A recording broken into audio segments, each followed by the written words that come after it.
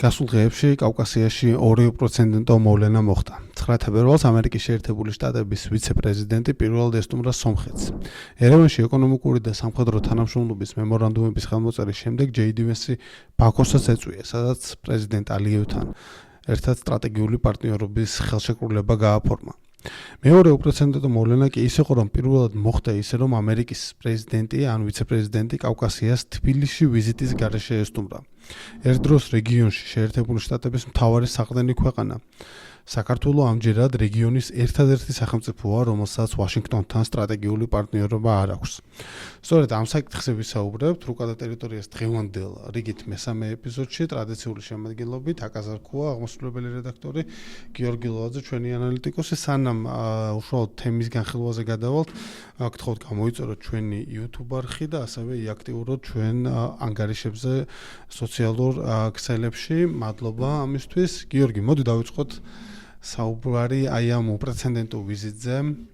ერთია რომ უპრეცედენტო იყო, იქიდან გამომდინარე რომ აქამდე ესეთი რამ არ მოხდა, რა თქვა სომხეთში პირველად ჩავიდა, მაგრამ რეალური გეოპოლიტიკური მნიშვნელობა რა არის აი ამ ვიზიტისა და რა არის პირველხარისხოვანი და მეორეხარისხოვანი, იმიტომ რომ ბევრი რამ გვესმის და მოდით ცოტა შევეცადოთ რომ რაღაცნაირად უფრო რეალური მსჯელობისკენ წავიდეთ, იქიდან გამომდინარე რაც ვიცით და რაც ხელშესახები იქნება დღეს და ხვალ, მათ შორის რაც შეცვლის საქართველოს ცხოვრებას და როგორად რეგიონის პოლიტიკას. აგა მოგესალმები, მართლაც ძალიან მნიშვნელოვანი მოვლენაა. დავიწყოთ იმით, რომ ჩვენი მეზობელი და პარტნიორი ორი სახელმწიფო უფრო უახლოვდება მშვიდობას, ხო, რაც ყველასთვის კარგია, მათ შორის საქართველოსთვისაც და მთელი რეგიონისთვისაც და ეს არის უმძიმესი ისტორიის მქონე ქვეყნები, სამი ომი, ორივე ქვეყანაში ეთნიკურ უმცირესობაში მყოფი სომხების და აზერბაიჯანელების გამოდევნა და ტრაგიკული ისტორია და ძალიან დიდი ზიზღი, რომელიც ამ ორ ხალხს შორის არის დაგროვილი, სრულდება. ამას რა თქმა უნდა პირველ რიგში ხელი შეუწყო იმ ორმა ომმა, რომელშიც აზერბაიჯანმა გაიმარჯვა და სამხედრო გზით მან მოიპოვა უბრალოდ აღადგინა ტერიტორიული მთლიანობა, მაგრამ ამას მიღმა ომის არარსებობა არნიშნავს მშვიდობას და ამას ხშირად მიიჩნევენ სომხეთში, რომ ისინი ამბობენ, რომ დღეს ჩვენ ვართ ომის არარსებობის რეჟიმში, მაგრამ გზა გვაქვს გასავლელი მშვიდობამდე. იმისთვის, რომ მშვიდობას მიაღწიოს ამ ორმა სახელმწიფომ, სჭირდება შეთანხმების მიღწევა რამდენიმე საკითხებზე და ამ შეთანხმების ჩარჩო შეიქმნა 2025 წლის აგვისტოში, როდესაც ვაშინგტონში ერთმანეთს შეხვდნენ ნიკოლ ფაშინიანი და ილჰამ ალიევი და ხელი მოაწერეს ამ შეთანხმების ტექსტს, რომელსაც საბოლოო ფორმა უბრალოდ საბოლოოდ ის არ არის იმპლემენტირებული და რატიფიცირებული არ არის, ხო? ამ რატიფიცირებამდე იყო სამი ძირითადი ნაბიჯი გადასადგმელი ორივე მხრიდან. ერთი იყო ეუთოს მინსკის ჯგუფის გაუქმება, რომელიც აღარ საჭირო, იმიტომ კონფლიქტი აღარ არსებობს, გადაწყვეტილია და ზოგადად ამ მინსკის ჯგუფის მიმართ ძალიან ნეგატიური დამოკიდებულება არსებობს აზერბაიჯანში.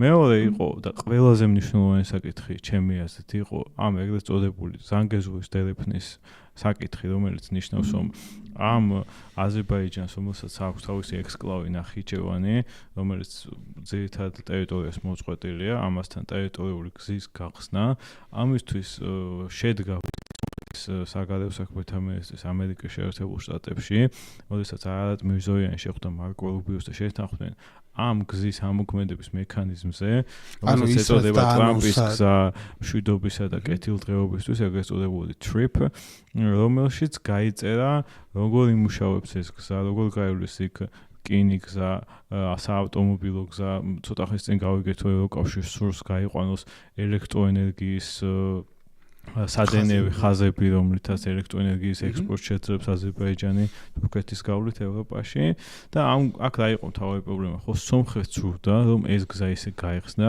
რომ მას ქონოდა სრული საბაჟო შემოწმებების და მონიტორინგის საშუალებები და ეს გზა ისე გახსნილიყო, რომ არსად არ ყოფილიყო ჩანაწერი, რომ სომხეთი კარგავს ამ ტერიტორიაზე სუვერენიტეტს და კონტროლს, ხო? და იქაური ოპოზიციის წინააღმდეგობის მთავარი არგუმენტიც ეგ იყო, რომ ხომ ყიდიან სომხურ მიწას, ხომ არ კარგავთ კიდე ტერიტორიებს და ამერიკული კომპანია, რომელიც უბრალოდ შეიქმნა სომხურ-ამერიკული კომპანია, რომელშიც ამერიკელების წილია 74%, დანარჩენი არის სომხეთის წილი. და ამ 74%-ს იმიტომ ფლობს ამერიკა, რომ ის ასევე ინვესტორებია ამ პროექტის განხორციელებაში, თუმცა პირველი 50 წლის შემდეგ 50 წელიწადში უკვე შემცირდება ამერიკის წილი და საბოლოოდ 51-59-ზე იქნება ამერიკის სასარგებლოდ, ხო? თუმცა სტრატეგიულ გადაწყვეტილებებზე სომხეთს ვეტოს უფლება აქვს და მის გარეშე არანაირი ტერიტორიული თუ სხვა ტიპის ცვლილება ვერ მოხდება. ეს არის რევოლუციური ცვლილება, ხო? იმიტომ რომ ეს გზა დღეს და ხვალ ვერ გაიხსნება და ვარაუდობენ, რომ 30 წლისთვის შეიძლება გაიხსნას, მაგრამ ეს საქართველოს ართმევს მონოპოლიას როგორც სატრანსპორტო კორიდორს ამ რეგიონში, ხო? და ამ მხრივ არის მნიშვნელოვანი. და მესამე საკითხი, რაც საბოლოოდ მშვიდობის მიღწევას ხელს უშლის და ამიტომ არ არის ჯერ სამშვიდობო შეთანხმება, არის აზერბაიჯანის ტრადიციული მოთხოვნა, რომ უნდა შეიცვალოს სომხეთის კონსტიტუცია, რომელშიც მოხსენიებულია სომხეთის დამოუკიდებლობის დეკლარაცია, რომელიც თითქოს ტერიტორიულ პრეტენზიებს შეიცავს აზერბაიჯანის მიმართ. საბოლოოდ, როგორც ვიცით, დაგეგმილია ჯერ არჩევნები უნდა ჩატარდეს სომხეთში, არჩევნების შემდეგ უკვე რეფერენდუმი შეიძლება ჩატარდეს, რომელზეც დადგეს ახალი კონსტიტუციის მიღების საკითხი, თუმცა ეს რა თქმა უნდა ამ რეფერენდუმზე საკითხს ესე არ გაიტანა, რომ აზერბაიჯანი გთხოვს კონსტიტუციის შეცვლას, ეს ძალიან არაპოპულარული იქნება სომხეთის შიგნით. მთავარი იდეა, რაც აქვს ნიკოლ ფაშინიანს, არის რომ ის ამბობს, რომ ჩვენ უნდა დავაფუძნოთ ახალი რესპუბლიკა და ბევრი ცვლილება იქნება ამ კონსტიტუციაში და ეს არ იქნება მხოლოდ იმ ჩანაწერის ამოღება, რომელსაც აზერბაიჯანი ეწინააღმდეგება. ეს არის ზოგადი ვითარება, სად არის დღეს კონფლიქტი. რაც შეეხება ONC-ს ვიზიტს, ხო? ისტორიულია, პირველად ჩავიდა სომხეთში როგორც ამერიკის პრეზიდენტი, ასევე ვიცე-პრეზიდენტი აქამდე არ ყოფილა.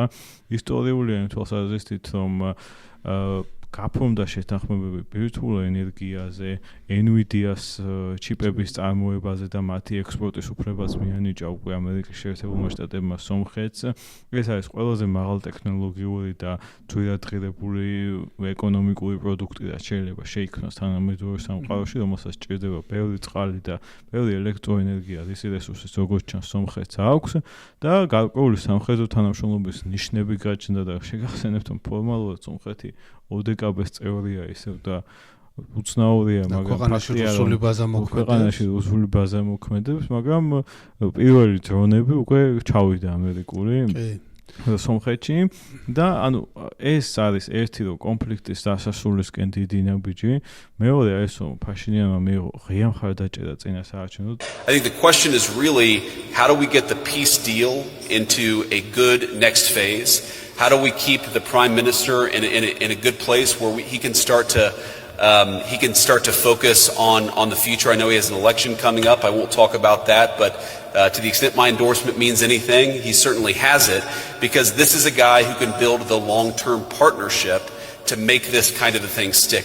ეს ძალიან მნიშვნელოვანი მესიჯია, იმიტომ რომ საკმაოდ არაურაზროვანი პირდაპირ ხარდაჭერა ჩარევაში და პოლიტიკაში ესეც შეგვიძლია ვთქვათ.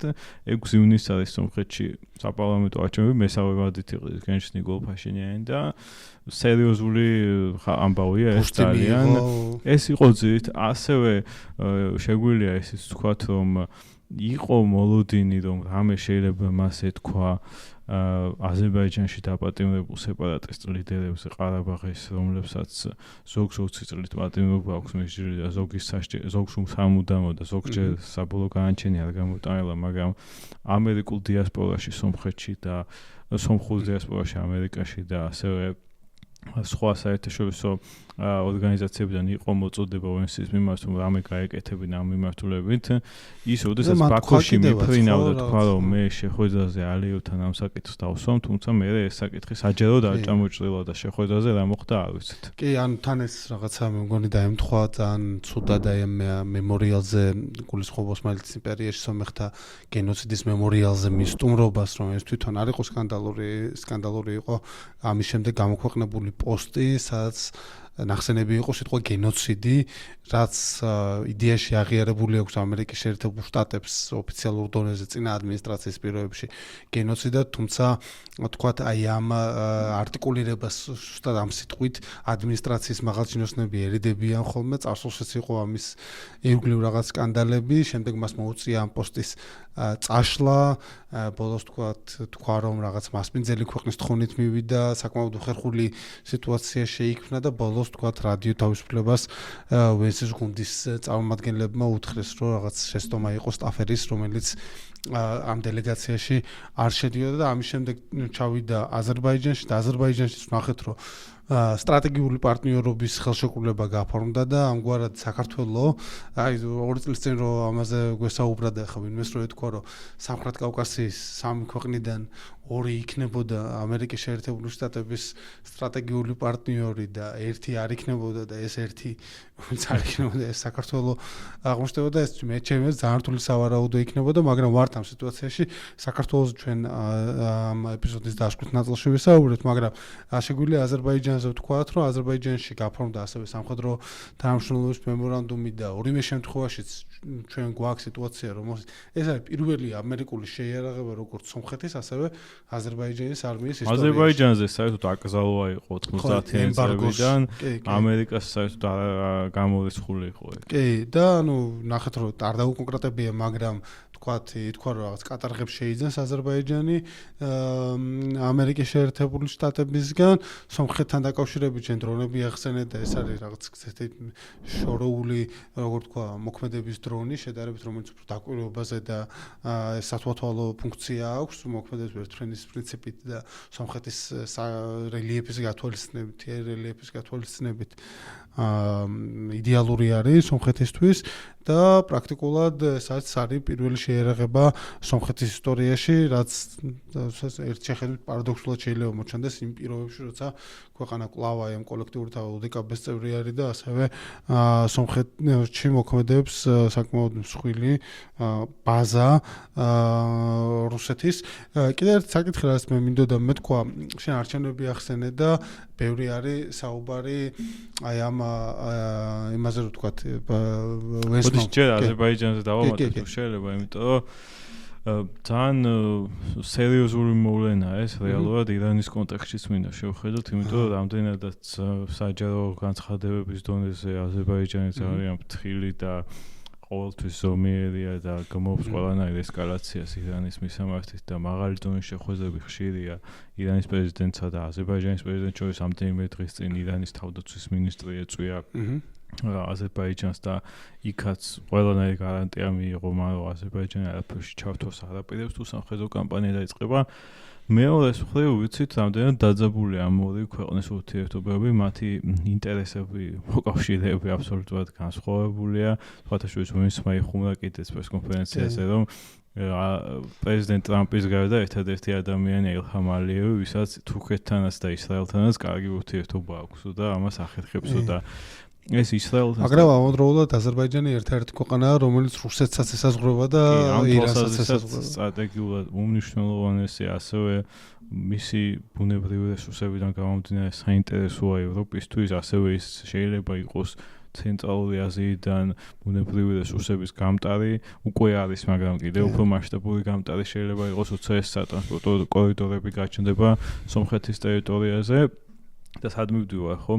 ირანის კონტექსტში აზერბაიჯანი შეიძლება იყოს ამერიკისთვის ძალიან პროგნოზირებადი, ერთგული და საინტერესო მოკავშირე. ხო, აქ არ გულისხმობ მაინდა-მაინც იმას, რომ სამხედრო ინტერვენციაში დაეხმარა. სამხედრო ინტერვენციაში აჭირდება ამერიკას აზერბაიჯანის ტერიტორია, იმიტომ რომ ირანის ირგვლივ ერაყშიც, იორდანიაშიც, კატარშიც და კიდე ძალიან ბევრ ქვეყანაში ამერიკული ბაზებია და თუ საჭირო გახდება სპარსეთის ყურეში ავიამზიდების შევლენა. ანუ საქართველოში ხშირად არასწორი წარმოდგენა იქნება, რომ აი აზერბაიჯანი და საქართველო ვინმე შეიძლება დასჭირდეს ირანზე დარტყმისთვის. მაგრამ აზერბაიჯანს სხვა ფუნქცია შეიძლება ჰქონდეს, ეს შეიძლება იყოს გეოპოლიტიკურად ირანის კიდევ უფრო დიდ რკალში მოქცევა, რაც ამერიკის ამ ადმინისტრაციისთვის მნიშვნელოვანია და სადაზვერვო დონეზე თანამშრომლობაც ჩემი აზრით რის დიდი გამოცდილებას აქვს ისრაელს აზერბაიჯანთან და სხვათა შორის მალე შედგება აზერბაიჯანის პრეზიდენტის ვიზიტი ისრაელშიც. ესეც საინტერესოა. ამის თქმა მინდოდა რომ უსაფრთხოების თვალსაზრისით რეგიონში ამერიკა აქამდე რომ ამ დონემდე არ მივიდა ამ ორი ქვეყნის ურთიერთობა უცნაურია, თუმცა დემოკრატიულ პარტიაში სპეციფიური მიდგომა არსებობს აზერბაიჯანის მიმართ. იქიდან გამომდინარე რომ ამერიკაში ცხოვრების მხოლოდ დიასპორა დემოკრატების ამორჩეველია და მათ დიდი გავლენა აქვს, მაგრამ მინიმუმ ამ ადმინისტრაციის პირობებში მე ვფიქრობ ძალიან გაღმავდება მათი ურთიერთობა. კი, ნამდვილად რევოლუციური არის ასევე აზერბაიჯანისთვის ეს ყველაფერი და ზოგადად რეგიონისთვის. და აქმაც ამასთან დაკავშირებით ბოლომდე ჩამოყალიბებული არაა, ხო, ანუ თქვათ რაღაცა ეს უფრო ზედაპირული წაკითხვა ვითარების არის, რომ აი ამერიკის შეერთებული შტატები ართმევს რუსეთს აი ამ გავლენის სფეროს, მაგრამ ახლა ეს ყველაფერი ეს მოვლენები ხდება იმ ფონზე, ჩვენ გვახსოვს ტრამპის განცხადება ცოტა ხნის წინ, სადაც მან აღიარა, რომ თქვათ აი პუტინს და ეს რუსეთის გავლენის სფერო არის, ხო, რომ თქვა რომ პუტინს აქვს თავის განსაკუთრებული სიტყვა აქ და მიუხედავად ამისა ეს მაინც ერევა, ანუ ერთის მხრივ აღიარებს ამას, მეორეს მხრივ თქვა ხედავთ რომ რაღაც კონფლიქტის მაგვარი რაღაც ინტერესთა კონფლიქტი ჩნდება გინდა არ გინდა. ხო შეეძლოთ ეს არის ამ ქვეყნების ლიდერებიც ერიდებიან, არც ერთს არ შურს ეს ორი ქვეყანა გახდეს ამ ორი დიდი სახელმწიფოს დავის ობიექტი, ხო? დღეს ნახეთ ნიკოლ ფაშინიანის განცხადება, სადაც მან თქვა, რომ სომხეთი არასდროს არ იქნება რუსეთის ინტერესების წინააღმდეგ, მაგრამ პირველ ადგილზე დააყენებს საკუთარ ინტერესებს. თუმცა ეს რამდენად შესაძლებელია ზოგადად მაგ აი ამ ძალიან ხელყინულზე გასვლა საქართველოს ისტორია მგონია რომ კარგად აჩვენებს მაგ სირთულეს აი ამ ნავიგაციის ესეც რთულ პირობებში, მაგრამ ეხლა შეეძლოა თავის რუსეთის მხრიდანაც და ამას ვისაუბრეთ, მაგრამ ვერ ვხედავთ ესეთ რაღაცა კაც რეაქციას მუხარებს და შემდეგ ეს თავის დაკავშირებულია იმასთან, რომ ჯერთი მათ გავლენას ესე ვთქვათ რაღაცა წმინდა როგორ გითხრა მიწაზე ჯერჯერობით არანაირი საფრთხე ესეთი არ ემუქრება იქიდან გამომდინარე რომ ვთქვათ ეს სამხედრო ბაზა იქ კვლავ ადგილზეა ენერგეტიკულად სხვა ეკონომიკურად კვლავ რუსეთზეა დამოკიდებული სომხეთი აქ მაგრამ კონფლიქტის რაღაცა კერები შეეძლო მაინც გაჩნდეს ხო იგივე ვთქვათ ეს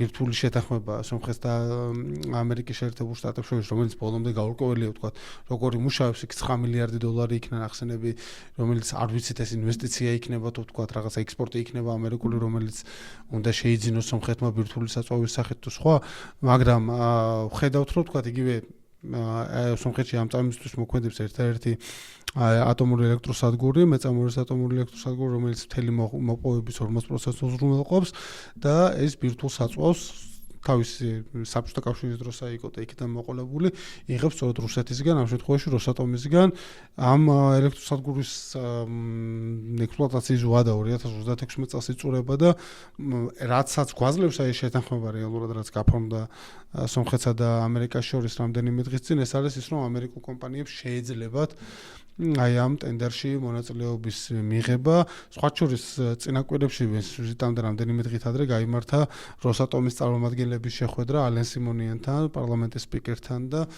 იქაც როსატომის ხელმძღვანელობამ გამოთქვა რომ ისინი ყველა მხრივი თანამშრომლობისთვის არიან მზად, მაგრამ რაღაც ესეთ კონფლიქტური ელემენტები როგორ ჩანს ჩდება.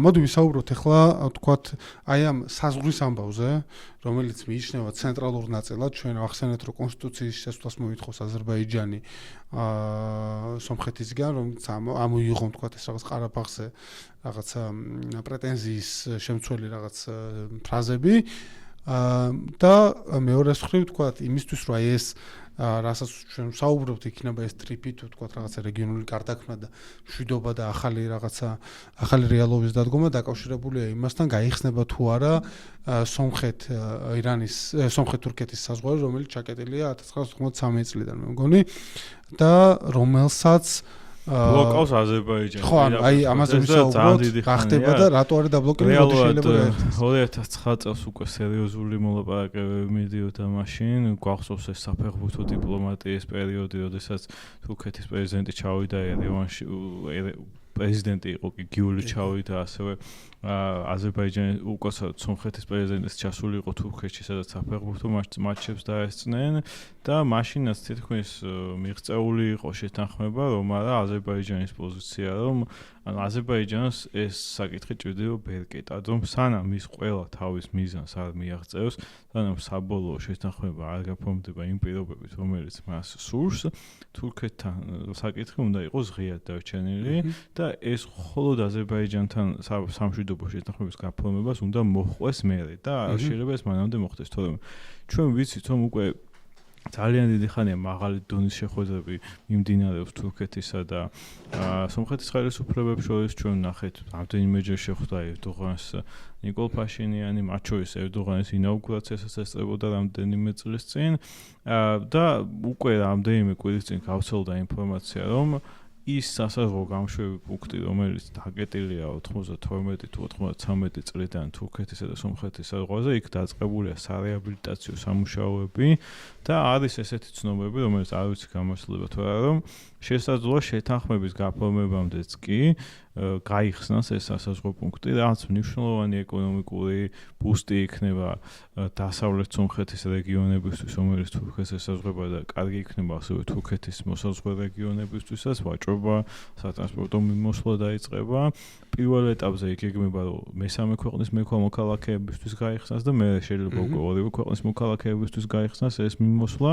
რაც თავარია, ეს გააძლიერებს წინასაარჩევნოდ იმ მშვიდობის მესიჯს, რომელზეც დგას ნიკოლ ფაშინიანის ეს ჩვენთვისაც ნაცნობია საკითხზე წინასაარჩევნო დაპელირება და იქაც დაახლოებით იგივე ნარატივებია და ეს მნიშვნელოვნად შეუწყობს ხალხისთვის იმის ჩვენებას, რომ მშვიდობა რეალურად მიღწევადია და ამისკენ კიდე ახალი ნაბიჯები იდგმება, ხო? სხვათა შორის ამის პირველი შედეგები უკვე ნახა სომხურმა საზოგადოებამ, როდესაც საქართველოს გავლით დაიწყო ბენზინის შეტანა და უკვე 20-30 ცენტით გაიაფთა საწვავი, რაც ძალიან სერიოზული შედეგია და ასევე დაიწყო აზერბაიჯანის გავლით ყაზახური და უკასავად რუსული ხორბლის ტრანსპორტირება და ახლა უკვე საუბარია, რომ შეიძლება ექსპორტიც დაიწყოს სომხეთიდან რუსეთში აზერბაიჯანის გავლით. არჩევნები ახსენე და ხომ არ იქნება ესეც, ანუ ამას წინათ ვკითხულობდი, რომ რაღაც ევროკავშირმაც გამოუყო გრანტი დეзинფორმაციასთან ბრძოლისთვის სომხეთს საკმაოდ მსხვილი და სომხეთში დეзинფორმაცია გასაგებია საიდან იქნება და ვიცით რა რუსი პროპაგანდისტების და ზოგადად რუსული პროპაგანდის განწყობა ფაშინიანის მიმართ მისი გამოჩენის პირველივე დღიდან გასაგებია საიდკენ არის მიმართული ეს გრანტი, ასევე ცოტა ხნის წინ ეს განცხადებები იმასთან დაკავშირებით, რომ სომხეთის სურს ევროკავშირში გაწევრიანება და ასე შემდეგ ხშირი ვიზიტები, მათ შორის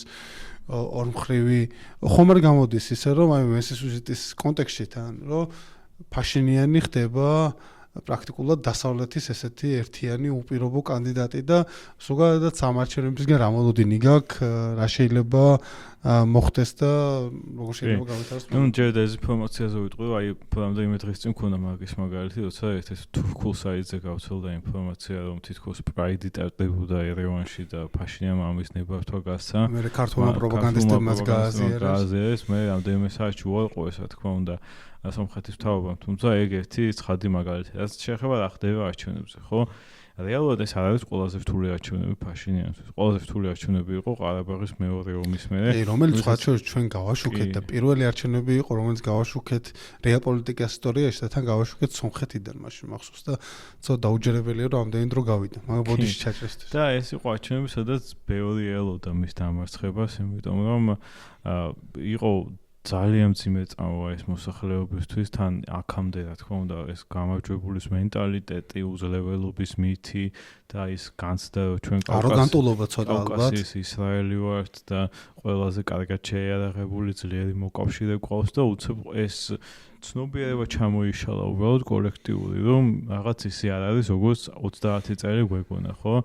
ამის მიუხედავად, მაშინ მან მოახერხა კაპიტალიზება იმაზე, რომ მისი მთავარი კონკურენტი იყო ყველაზე არაპოპულარული ადამიანი სომხურ პოლიტიკაში, რობერტ ქოჩარიანი, რომელზეც დიდი ხანი შეიძლება საუბარი, მაგრამ მოკლედ ვთქვათ, არის ვლადიმერ პუტინის პირადი მეგობარიც, ადამიანი, რომელმაც ყველაფერი გადააბარა რუსეთსაც შეიძლებოდა სომხეთში და სანაცვლოდ კონცეფცია იყო რა, რომ ჩვენ ყველაფერს უთმობთ რუსეთს, მაგრამ რუსეთი გვეხმარება ყარაბაღის ოკუპაციაში. მაგრამ როდესაც რუსეთი თან არს დაეხმარა ამაში და თან ყველაფერი ისე გადმოვიდა, რომ მაინც დაუთმეს რუსეთს, უკვე ჩამოიშალა ხო ეს კონცეფცია, რისთვის უთმობთ ყველაფერს, თუ ისინი ჩვენ არ გვეხმარებიან. აი ამ მარცხის თარგმნო მოსახლეობის საქმაში მოხდა, რომ ფაშინიანს ნაკლებად დაბრალდა ყარაბაღის კლანს, რომელმაც კორუფციაში ჩააძირა მთელი ქვეყანა. იყო კორუფციული რეტროგრადული დაჯგუფება პირდაპირ, რომელმაც საშინელებები აკეთა მათ შორის პოლიტიკური ოპონენტების მოშორება და კრიმინალი და ასე შემდეგ, ხო? ანუ მაშინდელი კონტექსტი ბევრად რთული იყო, ვიდრე დღეს არის. დღეს მათ შორის იმის გამო რომ უკრაინაში ომი დაიწყო და სომხეთი ევრაზიული კავშირის წევრია და ჭირო ურთიერთობები აქვს რუსეთთან, ის გახდა ერთ-ერთი ჰაბი რუსეთთან პარალელური იმპორტის და ვაჭრობის, ის გახდა ასევე ბენეფიციარი იმის, რომ ძალიან ბევრი ადამიანი რუსეთიდან ჩაგადავიდა საცხოვრებლად სომხეთში და მოკლედ ამ რუსეთთან ურთიერთობების ბუმმა და პარალელურმა იმპორტმა და ამ ფაქტორებმა რუსეთის იზოლაციამ და სანქციებამ გამოიწვია ის, რომ სომხეთის ეკონომიკას აქვს არარეალური ზრდა ბოლო 3-4 წლის განმავლობაში. ეს ზრდა, რა თქმა უნდა, ითარგმნება საბიუჯეტო შემოსავლების ზრდაში და მე საბიუჯეტო შემოსავლების ზრდა გაძლევს საშუალებას გაზრდოს საჯარო მოხელეების ხელფასები, ჯარისკაცების ხელფასები, პენსიები, წელს პირველად იწყება საყოველთაო ჯანდაცვის პროგრამა სომხეთში, რაც რა თქმა უნდა ძალიან პოპულარული იქნება. ასევე მან შეამცირა სავალდებულო სამსახურის ვადა 6 თვით, რაც ასევე ძალიან პოპულარული გადაწყვეტილება. სუსტი წერტილი მას რაც აქვს არის, რომ იმ სამშვიდობო პროცესის მიღმა, რომელსაც საზოგადოების რაღაც ჯგუფი უჭერს, ხო? ამის მიღმა არის დიდი ჯგუფი, რომელიც ფიქრობს, რომ ჩვენ ყველაფერს თმობთ და რამდენად დაცული ვიქნებით, ხო? და ამ საკითხზე აპელირებისთვის მნიშვნელოვანია არმიის აღშენებლობაზე ფოკუსირება.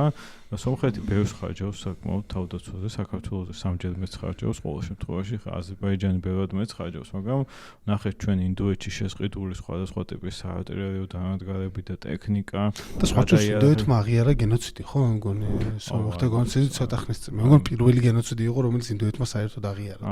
მინახავს ეგ ნიუსი. ეს განაწილებულია ხო აზერბაიჯანის თავი პარტნიორი პაკისტანია, სომხეთის, ინდოეთი და მოკლედ ეს არის ერთი მიმართულება. მეორე ეკონომიკა, მესამე ის მშვიდობა, რა თქმა უნდა, ეს ერთი მთავარი მესიჯია და ეს სერიოზულად რეზონირებს განსაკუთრებით ასაკოვან მოსახლეობაში და იმ მოსახლეობასაც სტაბილურობა ვისაც უნდა იმ მომრჩეველში, თუმცა ამას ჭირდება რაღაცით გამყარება, ხო? და ამ გამყარების ნაწილია მათ შორის ვენსის ვიზიტის, მათ შორის ახლა როცა მშვიდობის საბჭო შეიკრიბება იქ ფაშინიანი როცა ჩავა და ეს სერიოზული ესე მახლა რაც თავად ვინ არიან კონკურენტები, ხო? ეს არის მნიშვნელოვანი.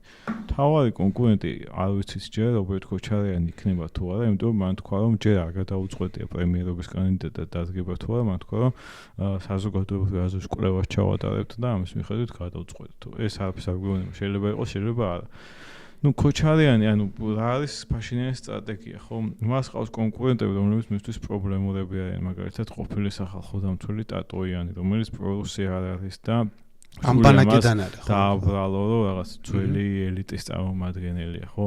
არის კიდე IT სპეციალისტების ახალგაზრდული პარტია შეიქმნა, რომელმაც არ ვიცით ჯერ რასიზმს და ეს თავი არის კარაპეტიანი, რომელიც თავად ციხეშია, მის ძმისშვილი ნარეკი ხელმძღვანელობს კამპანიას, ამ პარტიას აქვს სომხეთის მასშტაბებისთვის არარეალურად დიდი ფული და დიდი რესურსები და ნუ მინიმუმ მეორე ადგილზე ის უნდა გავიდეს, ყველა მოლოდინი ესეთი არსებობს, იყრის იქ რესპუბლიკური პარტიაც უკენს. ანუ კოალიციის შესაძლებლობა არსებობს. აქ მისი მიზანია ის, რომ კოალიცია არ დასჭირდეს, იმიტომ რომ ეს ძალები ოპოზიციურ კოალიციას გულისხმობ ამ შემთხვევაში. ანუ ამ კარაპეტიანს და ძალიან ჯერჯერობით ძალიან დაგსაქსული არიან და მათი პოზიციების განსხვავებული. მაგალითად, კარაპეტიანი ტრიპის პროექტს არ აკრიტიკებს, ის ამბობს, ჩვენ თუ გავიმარჯვებთ, ტრიპს გავაგრძელებთ და ეს კარგი პროექტია.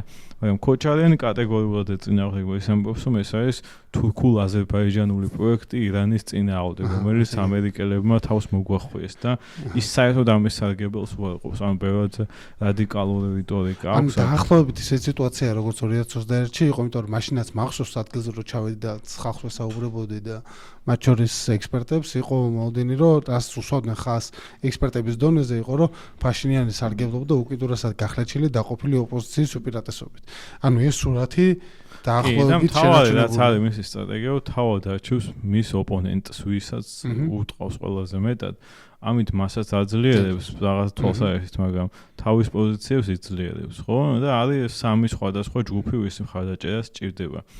პენსიონერები და სტაბილურობის ამომრჩეველი მისია თავისთავად მისი პრობლემა არის ეხლა ერევნის საშუალო კლასის შენარჩუნება, რომელიც გაბრაზებულია ამ წაგებული ომების ნაციონალისტურად არის, რა თქმა უნდა, განწყობილი, ასევე არ მოსწონს ვითარება რაც ქვეყანაშია, მაგრამ ამ საშუალო კლასს ეზიზღება ქოჩარიანი და მისი კამპანიის მთავარი მესიჯი უნდა იყოს, რომ ამ ხალხს უნდა დაანახოს, რომ მისი მთავარი ალტერნატივა ის არის და იმ სხვა მესამე პარტიებს არ უნდა მისცეს ხმა, რომელიც მე ჩამოვთვალე და მესამე ჯგუფი, სადაც უცნაური ეს ყველაზე არაპოპულარული სადაც არის, ის არის ახალგაზრდები, ხო?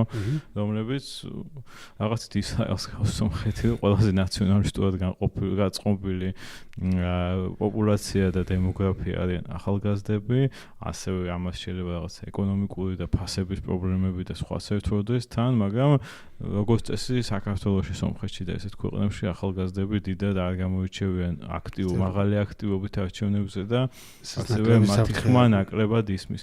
ამიტომ ფავორიტია დღეს თამამაჩერება ითქვას და ის ფაქტორები, რაც ჩამოვთვალეთ თურქეთთან საზღვრის გახსნაში, ესაზღვრა აზერბაიჯანმა რამდენიმე პატიმარი კიდე გამოუშვას წინ. კი, ანუ ეს კონკურენტებზე რო საუბრობთ, ერთ-ერთი კონკურენტი ვინც იქნებოდა, ესეც სავარაუდო აზერბაიჯანულ ციხეშია, ხო, რუბენ ვარდანიანზე საუბრობთ. აზერბაიჯანულ პოეტებს კითხულობს. კი, ხო, ანუ რაღაცნაირად ის მიიჩნეოდა მის თავარ კონკურენტ, თუმცა როგორც ჩანს რუბენ ვარდანიანის გეგმები არ დაეწყო ისე როგორც მას სურდა და პრაქტიკულად გვაქვს სიტუაცია, ხო, ანუ მე მახსოვს, რომ 2021-ში აი არჩევნების წინა დღეს პარასკევს გამართა ქოჩარიანის დიდი შეკრება იყო რესპუბლიკის მოვიდანზე ერევანში და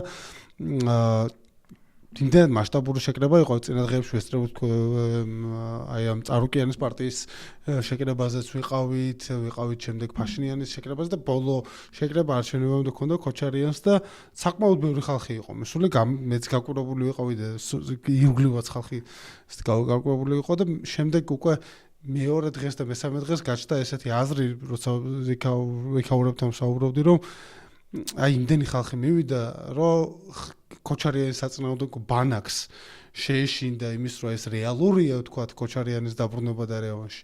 და ეს ხალხი მობილიზდა უკვე ფაშინიანის ბანაკში და ძალიან ისეთი დამაჯერებელი გამარჯვება მოიპოვა მაშინ. ხო, ალბათ ახლა იგივე პროცენტი არ განმეორდება, იმიტომ უფრო ფრაგმენტირებულია ველი. თუმცა შენ წარუკიანი ახსენე და წარუკიანის და სხვების ვინც მე ვახსენე, ვინც მას არ უკავშირდებიან, თუ საჭირო გახდა დარწმუნებულება წარუკიანი თავის ბიზნეს ინტერესებზე ივაჭრებს და ფაშინიანთან კოალიციას სიამოვნებით გააკეთებს. კი, კიდე ერთი ასპექტი, რაზეც ჩვენ გვინდა რომ ვისაუბროთ, ეს არის როგორ ხედავენ ამ ყველაფერს რუსეთში და რა გამოხმაურება მოყვა ამ ყველაფერს ამ ეპიზოდის მომზადებისას. შევეცადე მომეძიებინა რაღაც გამოხმაურებები კომენტარების დონეზე და შემდეგ განსხვავებულია, უნდა ითქვას, არ არის ერთფეროვანი და ძალიან რთულია იმის თქმა, თუ რომელი არის კრემლის ოფიციალური პოზიცია, ვინ აჟღერებს ამ კრემლის ოფიციალურ პოზიციას. დიმიტრი პესკოვმა თქვა, რომ თქვათ ესენი სომხეთი და აზერბაიჯანი სუვერენული ქვეყნები არიან და მათ უფლება აქვთ სამტრაფარეტული ფრაზების მიღმა, უფრო კომენტარების დონეზე რჩევა და აღმოაჩინე ესეთი კომერსანტის სტატია იყო უბრალოდ სვეტი სათაურით ამერიკანსკი ბრასოკ на Кавказ, ანუ ეს რა ამერიკული ნახტომი კავკასიაზე, სადაც ჩამოთვლილია მათ შორის ის ამბები, რაც ჩვენ ვისაუბრეთ, ეს შეთანხმებები და ასე შემდეგ. ანუ ნებისმიერ შემთხვევაში, როგორც არ უნდა, ასევე არსებობს მაქსიმ შევჩენკოს კომენტარის შეხვდა, რომელიც ესეთი თავარი კავკასიოლოგად მიიჩნევა აი ამ რაღაცა ექსპერტულ წრეებში რუსეთში. მისი ახსნა იყო, რომ პირიქით ჩვენ ვხედავთ რაღაცნაირ თანამშრომლობას ამერიკასა და რუსეთს შორის ამ შემთხვევაში და არანაირი დაპირისპირება აქ არ არის და პირიქით ეს რაღაცა დიდი შეთანხმების ნაწილია, რომელიც ანკორიჯში მიაღწიეს ტრამპმა და პუტინმა, არ ვიცი შესაძლოა ასე. სატურნიც არ დაივიწყო. ხო, ანუ სატურნის გამოხმაურება ჩვენც მანახ ხო, ანუ აქ ნებისმიერ შემთხვევაში ჩემი აზრით ეს აღქმა რა რეალურად ეს რაღაცა ბინარული აღქმა რომ აი რაღაცა ამერიკა როგორ თქვა ითვისებს ამ ტერიტორიებს რაც ოდესღაც რუსეთის გავლენის სფერო იყო და რუსეთი აქ უწევდა შესაძლოა ბოლომდე ზუსტი არ იყოს ჩემი შეიძლება ამაზე ჩემი აზრით თქო მე მგონია რომ საერთოდ ეგეთი ეს გავლენის სფეროების ეგეთი სტილით გადანაწილება, როგორც ცივი ომის დროს იყო, სადღაც კედელი შვებოდა და აქეთ ყველაფერი სხვანაირად იყო და ეგ აღარ არსებობს და ჩემი აზრით აღარც დაბრუნდება. ყველაფერი დღეს ამ ქვეყნებში დამოკიდებულია ორ საკითხზე. ერთი ვინ არის ხელისუფლებაში და მეორე რა დონის სუვერენიტეტი გააჩნია ამ ქვეყანას და აუხსნი რას გულისხმობს სუვერენიტეტში, ხო? მაგალითად, ჩვენ გვახსოვს აზერბაიჯანს და რუსეთს შორის როცა იყო დაზაბული ურთიერთობა, რუსეთმა უბრალოდ ბერკეტი ვერ გამონახა ზეწოლის. რატომ?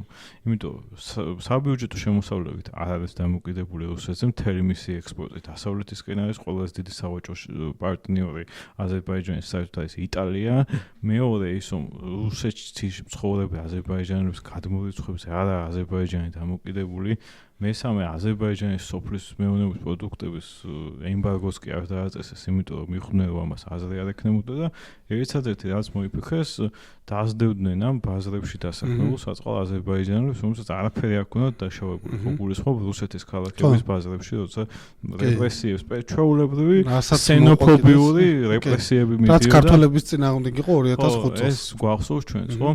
ანუ, როდესაც ქვეყანას აქვს და პლუს ასთავარი აზერბაიჯანს აქვს შუშის დეკლარაცია გაფორმებული თურქეთთან, რომელიც ნატოს სტოლი ხელშეკრულება პრაქტიკულად რაც ნატოს მეხუთე მუხლში წერია, იგივე წერია თურქეთსა და აზერბაიჯანს შორის გაფორმებულ დეკლარაციაზე, რომ თუ აზერბაიჯანზე სამხედრო თავდასხმა ნიშნავს თურქეთზე თავდასხმას და პირიქით. ეს დიდი ფაქტორია, ხო? ამიტომ რუსეთმა ვერ გამონახა ზეწოლის ვერანაირი დიდი ბერკეტი და ბოლოს ნახეთ რომ მე სტაბილიზირდა და ბოდიშის კი მოიხადა პუტინმა უკვე, ხო? იმ შეხვედრაზე. პირველი ბოდიში იყო. ეხლა სხვა ვითარებაა სომხეთში, ხო? შენ ჩამოთვალე რამდენი თვალსაზრისით არის დამოკიდებული სომხეთი რუსეთზე.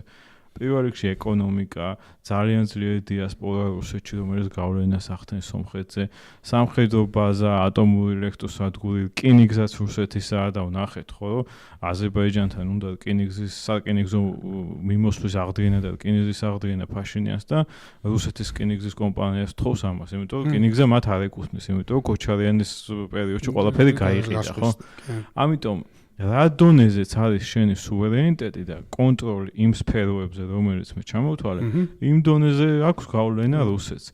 და რა თქმა უნდა, ეხლა მე საერთოდ არ მესმის იმ ადამიანებს, ვინც ამბობს, რომ აზერბაიჯანი რუსეთის გავლენის სფერო იყო, ანუ როდიდან, კაი, შეიძლება რაღაც 90-იანებზე ვთქვათ, 2000-იანების დასაწყისით, მაგრამ ჩემი ძალიან მოძველებული ხედვა ეს, რომ ეს აღარ უნდა ვახსენოთ. კი, ანუ თან აქ მე უფრო მეტად პრინციპს კი არ ვეწინააღმდეგები ამ შემთხვევაში და საპირისპირო აზრი ამასთან კი არა მაქვს, რომ თქვათ რაღაცა არ ხდება ეს. მე მგონია რომ უბრალოდ ეს პროცესი გაცილებით უფრო ნელია და გაცილებით უფრო დიდი დრო იქნება საჭირო იმისთვის, რომ და ბევრი რამ იქნება საჭირო იმისთვის, თანმიმდევრულობა და პოლიტიკის მემკვიდრეობითობა, რაც არ არის გარანტირებული იმისთვის, რომ ეს პროცესი საბოლოოდ დასრულდეს.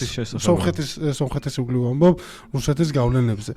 აქედან გამომდინარე, ხო, ანუ ძალიან ეს იმას არ ნიშნავს, რომ თქვათ რაღაც რუსეთისთვის მოსაწონია ის რაც კავკასიაში ხდება. იმას რა თქმა უნდა ვეთანხმებით, რომ რა თქმა უნდა მცირდება რუსეთის გავლენა იმასთან შედარებით, რაც იყო 15 წელიწადში და 20 წელიწადში. ეს შეუდარებელია ეს ვითარება. მაგრამ ეს არ არის დასრულებული საკითხი და ერთი ვიზიტით ან 5-10 წელიწადში ეს ვერ იცვლება. კი, ნამდვილად ესე არის და ამ თვალსაზრისით ვამბობ, რომ უფრო ფრთხილი ანალიზი არის ხოლმე საჭირო, მათ შორის ჩვენს ეგვლივ მიმდინარე მოვლენების, მაგრამ მოდი თქვათ ახლა მთავარ კითხვას გავცეთ პასუხი. ჩვენ რა ვქნათ?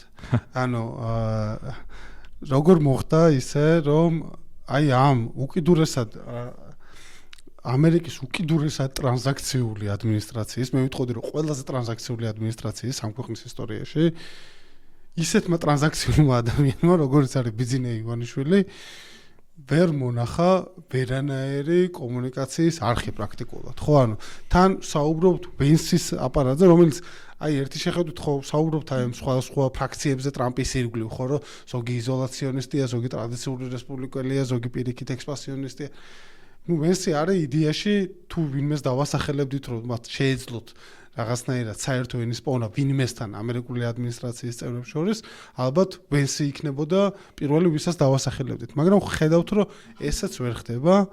ანუ რას ნიშნავს ეს საქართველოსთვის და ხომ არ იქნება ისე, რომ რამდენიმე წელიწადში, როდესაც უკან მოვიხედავთ, აღმოვაჩენთ, რომ ძალიან დიდი შესაძლებლობის ფანჯარა გამოტოვეთ და ხომ არ დაგვიждდება ეს იზოლაცია, რომელშიც ეხლა ვართ ბოლო მოვიტყოდი 2 წლის განმავლობაში. ხო, განსაკუთრებით გასული წლის ნოემბერ-დეკემბრიდან მოყოლებული ხომ არ აღმოჩნდება ისე რომ რაღაცა ამ ქვეყნის საბედისწერო შეცდომად დარჩება მომდევნო ათწლეულების პერსპექტივაში როგორც მინიმუმ. ნუ საბედისწერო არ მგონი აღმოჩნდეს, მაგრამ რა თქმა უნდა უარყოფითი მოვლენაა ეს ძალიან. ნუ დავიწყოთ იმით, რომ მე ეჭვი მაქვს და მე მგონი ვიღაცამ თქვა ერთხელ ეგეც, რომ ამ ამერიკის კონგრესის დელეგაცია იყო გახსოვს ცოტა ხნის წინ და ზოგადად სხვადასხვა დონის შეხვედრები სახელმწიფო დეპარტამენტშიც იყო და ასე შემდეგ. მე ეჭვი მაქვს, რომ იქაც იმას ამბობენ, რასაც საჯაროდ ამბობენ, რაც ავტომატურად გულისხმობს იმას, რომ სერიოზულად ვერ აღიქვამს ეს ადმინისტრაციას და როგორ შეიძლება ელაპარაკო ხალხს, რომელიც ამ შეთქმულების თეორიებს და სხვა გაუგება მოვლენებს თავაზობს ოფიციალურ ნარატივად და მეორე მთავარი მგონია მაშინ ტრანზაქციულობას ახსენებდი შენ რომ ტრანზაქციულობას ერთის მხრივ კი არის უპირატესობა, მაგრამ მეორე მხრივ თუ შენ იმდენად ფრთხილი ხარ რომ ვერაფერ შეთევაზებას ვერ ბედავ ამერიკელებისთვის, მაშინ ტრანზაქციულობისთვის მთლიანად შეფუჭილი ხარ, ხო? ტრანზაქციულობა სჭირდება ან ინფრასტრუქტურული პროექტი, ან ბუნებრივი რესურსი, ან სატრანსპორტო პროექტი და ამერიკელების ნებისმიერ ფორმით აქ გამოჩენა თუ შენ გონია რომ წითელი ხაზია რუსეთისთვის, რაც ფაქტია რომ არ არის, სომხეთი ამის დასტურია, მაშინ შენ ვერაფერს ვერ შესთავაზებ, ხო? და ანუ ეს ადმინისტრაცია ესე ინსტიტუციურად არ უყურებს, რომ საქართველოს რამეში სჭირდება და საქართველოს მისთვის საინტერესო. ხო, ეს უკვე ფაქტია, ვნახეთ, ესეთი პასიური ამერიკის მთავრობა საქართველოს მიმართ არასდროს არ ყოფილა, თუ ფორმულა ჟურნალისტმა არ დარეკა სახელმწიფო დეპარტამენტში, თავად სახელმწიფო დეპარტამენტი არასდროს არ ეკა. კი, თან იქიდან კითხვა არის, რომ ნახეთ, იხილეთ მიუნხენის კონფერენციაზე JD Vance-ის გამოსვლა. ვიცით, წერილი გამოუგზავნეს და ხო, მე მგონი რომ თავი პრობლემა სინამდვილეში ეს არის, რომ ანუ ტრამპის ადმინისტრაციაც კი, რომელიც მიჩვეულია აი ამ არაფორმალურ კომუნიკაციას და ხედავთ, რომ ეს არაფორმალური კომუნიკაციის ელემენტი, თქვა წარმომადგენლების ელემენტი, თამაშობს ძალიან დიდ როლს. ხო, ანუ ყველაზე მთავარი პორტფელები პრაქტიკულად იქნება ეს უკრაინის ომი, ირანთან დაპირისპირება თუ სხვა, ჩაბარებული აქ ტრამპის უბრალოდ მეგობარს, უზრავი ქონების მაგნატს სტივ უიტკოფს და მის სიძეს ჯარედ კუშნერს. ანუ აი ამ არაფორმალურ ვითარებაშიც კი ეს ადამიანები, რომლის მიჩვეულები არიან ასეთი სტილის კომუნიკაციას, მათთვის ჩემი აზრით წარმოუდგენელია ის, რასაც აქედან იღებენ, როდესაც პრაქტიკულად ვერ პოულობენ პასუხისმგებელ ადამიანს, რომელიც მართლაც პასუხისმგებელი იქნება, რომ წარმოადგენს იმ თანამდებობას, რომელსაც წარმოადგენს. ანუ ესეთი არ ყავს, იმიტომ რომ ყველაფერს განაგებს ერთი ადამიანი, რომელიც არნაირ ფორმალურ თანამდებობას არ იკავებს. ამერიკელები ხვდებიან რა, რომ სხვებთან საუბარს აზრი არ აქვს, ცდილობენ ბიძინა ივანიშვილთან კომუნიკაციას და ბიძინა ივანიშვილი ამ კომუნიკაციაზე უარს ამბობს. ანუ პრაქტიკულად ეს რაღაცა თავისთვის დაწესებული იზოლაცია არის. ეს მესმის, მაგრამ ანუ როგორ შეიძლება, ანუ ხომ არ არის ეს სიტუაცია, როდესაც კიდევ მორიგჯერზე ვხედავთ, რომ ბიძინა ივანიშვილმა მისი პირადი რაღაც გააწყვეტილებები თუ თქვა რაღაცა პრეფერენციები ამჯობინა ქვეყნის ინტერესებს და ჩაანაცვლა ქვეყნის ინტერესები, იმიტომ რომ როგორც არ უნდა ყოფილიყო ამერიკის და შეერთებული შტატების სტრატეგიული პარტნიორობა, ხო, ანუ ბევრი ნაკლი შეიძლება ქონოდა, ბევრად უკეთესი სურვილი არსებობდა, რა თქმა უნდა და არ იყო საკმარისი, მაგრამ რეალურად ეს იყო უსაფრთხოების ერთადერთი გარანტია იმ პირობებში, როცა ჩვენ არ გვყავს თურქეთისნაირი მოკავშირე, რაც ახსენე, იმ პირობებში, როცა მონათესავე ერი არ გვყავს და ასე შემდეგ და ასე შემდეგ, ეს იყო უსაფრთხოების ერთადერთი გარანტია, რომელიც ამ ქვეყანას ჰქონდა. ეხლა ესეც არ გვაქვს და ვართ სიტუაციაში, როდესაც ამ რეგიონშიც კი საქართველოს მთავარი დასახდენი იყო ამერიკის შეერთებული შტატების, არის აბსოლუტურად გაუცხოებული იმ ადმინისტრაციისგან, რომელიც ერთი შეხედვით სულ თანხმდრაში უნდა იყოს. მათი აზრით ყოველ შემთხვევაში ისინი ხო ამას ცდილობენ, რომ ჩვენი ერთი იდეოლოგიური ბანაკის წევრები ვართ და ასე რაც აბსოლუტური სისულელი არის ამ შემთხვევაში, იმიტომ რომ ეს პარტია ცოტა ხნის წინ სოციალისტური პარტიების ოჯახის წევრი იყო ევროპაში. მე მგონი სულ ეს იყო დღევანდელი ეპიზოდი შეგვიძლია დავასრულოთ. მადლობა გადაუხადოთ ჩვენს მსმენელებს და მაყურებლებს, რომლებიც აქამდე მოვიდნენ და ვთხოვოთ მათ თუ არ გამოუწერიათ ჩვენი არხი, გამოიწერონ ჩვენი არხი და იაქტიურონ ჩვენ სოციალურ ქსელებში. მადლობა ყურადღებისთვის. ეს რეალ პოლიტიკა, მე აკაზარ ვარ, ნახვამდის.